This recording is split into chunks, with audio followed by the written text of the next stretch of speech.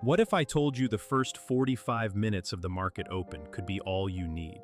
In this video, I'll show you how I trade the 9:30 New York Open using ICT concepts to catch high probability setups. I will be going over last week's ideal trades from Monday to Friday and how you could have capitalized. Let's get into it. Feel free to pause the video to look into more detail in my charts. I'll be going over the entries, stop-loss placements, and the potential profits you can make using this strategy.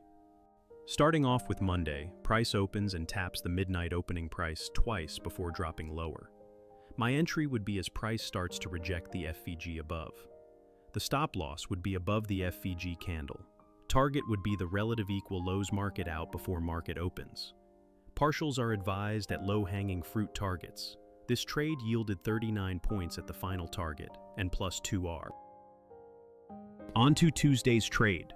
Price opened and consolidated. Then, finally, price runs higher to sweep two sets of relative equal highs.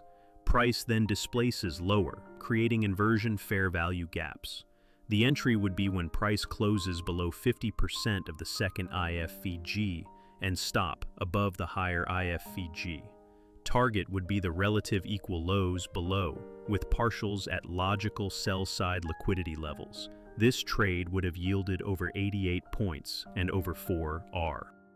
Wednesday already formed the smart money reversal around 8:45 prior to the New York Open. So our bias is bullish for the AM session. Price opens and respects a prior FVG. Price then rallies to close above a significant IFVG. Entry would be when price taps back into the new IFVG and then starts to trade higher. Stop goes below the 9:30 candle. Target is the buy-side liquidity levels marked out before market open. This trade would have yielded just over 100 points and over 3R. Thursday's trade was a bit more complicated since we were trading at all-time highs. This means no liquidity above to target.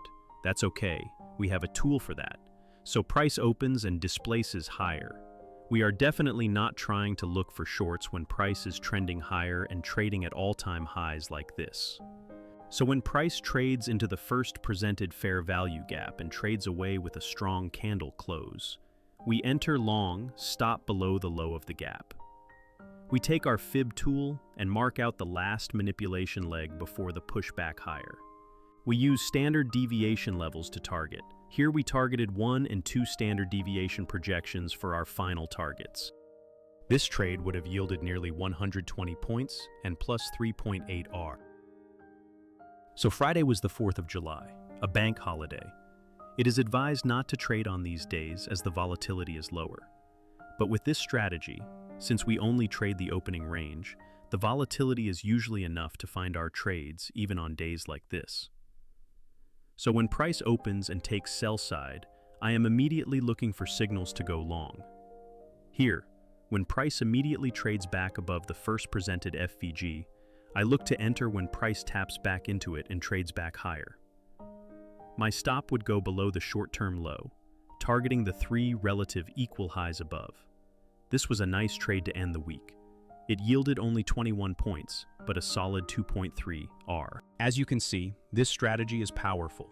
This week's results of taking one trade per day and waiting for ideal trades, you could have made over 360 points on the NASDAQ and profited over 15R. This opening range liquidity strategy works so well because we first identify where manipulation occurred or will likely occur, and then anticipate a reversal to our draw on liquidity. This means we catch high probability trades that yield very nice rewards. If you want to learn this strategy in depth, check out my 9:30 opening range liquidity strategy video. And don't forget to subscribe for more free value. Thanks, see you next time.